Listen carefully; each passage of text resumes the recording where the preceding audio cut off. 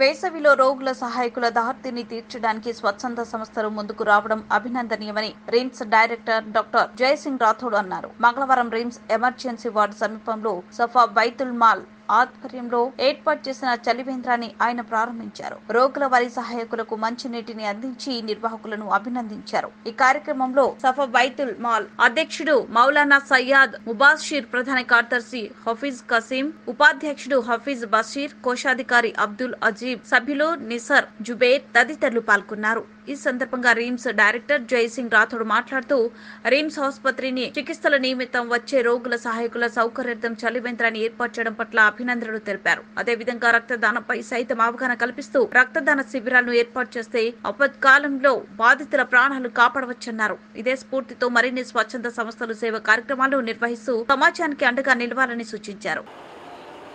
ప్రతి సంవత్సరం ఈ ఎండాకాలం లేదో హాస్పిటల్ వచ్చే పేషెంట్ అటెండర్లకు ఎవరైనా దూరం తీసుకెళ్ళి అటెండర్లకు ఖచ్చితంగా వాటర్ అవసరం కానీ ఎండాకాలం చల్లని వాటర్ సందర్భంగా ఈరోజు నేను చలివేంద్రం ప్రారంభించాను.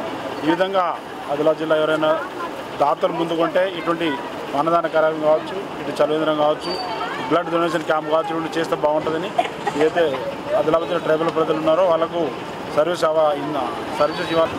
అదేవిధంగా ఈరోజు అయితే సభాపతుల వాళ్ళు అయితే ఈ నాగరిక వాళ్ళకు నా తరపున ధన్యవాదాలు.